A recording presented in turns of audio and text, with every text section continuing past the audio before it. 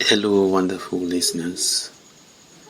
The Lord bless you once again as you pay attention, as you listen, as you continue to follow us in our various handles on YouTube and Facebook.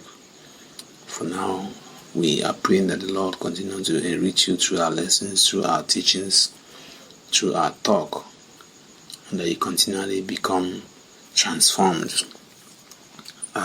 God's Reconciliation Ministry is a ministry that God has brought to reconcile men to Himself. So we continually try to reach out to people through the means that are available to us, which includes our YouTube channel at God's Reconciliation Ministry GRM TV. We also have a Facebook handle. You can reach us. You can call us also on our numbers as will be displayed on our flyer or on our pages if you go there. We also want to ask if the Lord leads you to support what we are doing. You can reach us for the necessary guidance. The Lord continue to bless us in Jesus' name. So I want us to talk about an important aspect of our social life.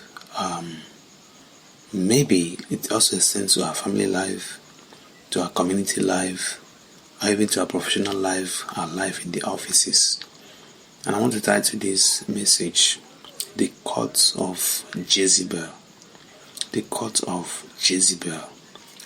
I've been in a workplace more than 10 years to at least understand the politics, the games that happens on the ground, on the background of they call it, psychologists call it office politics,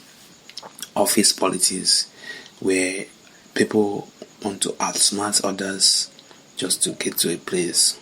And so one instance was a situation where a role was about to be filled, a new role was created, was about to be filled, and many people were invited to participate in the recruitment. So people were already working in that environment, so this new role needed to be filled within the members who were already used to the environment. And so it was a secret kind of advertisement, and then people were invited for this role, and then after the interview section, a lot of things happened in the background. I'm talking from experience. And so at the end of the day, an announcement was made in favor of an individual. We all celebrated that individual because it was good. It was a promotion. It was something good.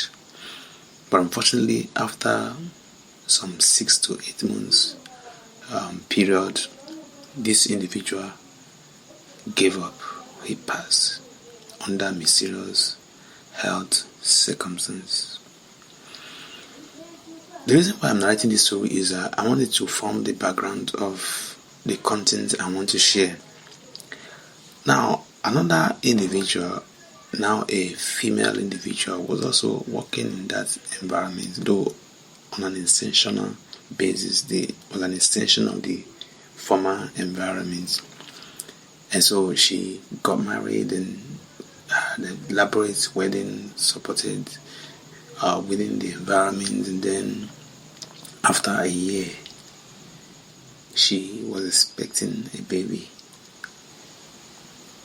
And all of a sudden, it was as if something just happened and the situation turned evil. Unfortunately, to summarize the story, she lost the baby under painful circumstance. And so while I was trying to understand why some of these things could happen within a space of 1 year in relatively the same work environment, I was led to understand the things could happen where people are set up to the point that when they are crying for mercy, mercy would not be found. And so the perfect illustration that was given was the case of Naboth. And I'd like us to read the Bible in 1 Kings chapter 21, where we have the story of Naboth. I want to read just a few parts of it so that we can have a context. The Bible said in 1 Kings chapter 21, I want to read from verse 1. I'll pick other verses that are related to what I want to talk about. The Bible said, Now Naboth the Jezreelite had a vineyard in Jezreel, close beside the palace of Ahab, king of Samaria. And after these things, Ahab said to Naboth, Give me your vineyard that I may have it for a garden or house, because it is near my house. I will give you a better vineyard for it, or if you prefer, I will give you its worth in money. But Naboth said to Ahab, The Lord forbid that I should give the inheritance of my fathers to you. Now, if you read down to verse 7. I want to read verse 7 down. Verse 7 says, Jezebel, his wife, that's the wife of Ahab, who was a king, said to him, Do you not govern Israel? Arise, eat food, and let your heart be happy. I will give you the vineyard of Naboth the Jezreelite. So verse 8, so she wrote letters in Ahab's name and sealed them with his seal and sent them to the elders and nobles who dwelt with Naboth in the city. And in the letters she said, Proclaim a fast and set Naboth upon high among the people, and set 2 men, base fellows, before him, and let them bear witness against him, saying, You cursed and renounced God and the king. Then carry him out and stone him to death. 11 says, And the men of this city, the elders and the nobles who dwelt there, did as Jezebel had directed in the letter sent to them. They, of course, proclaimed a fast and set Naboth on high among the people. 2 base fellows, 2 foolish people, came in and sat opposite him, and they accused Naboth before the people, saying, Naboth cursed and renounced God and the king. And after that, he was carried out of the city and he was stoned to death. I want to leave here because this is just a Bible passage that I want to use to lay the background of my title, Jezebel's Cause. Now, Jezebel was so powerful that he could, just by writing a letter, institute a kangaroo court. In the legal system, they call it a kangaroo court. A court that necessarily does not necessarily have the necessary legal jurisprudence, legal procedures.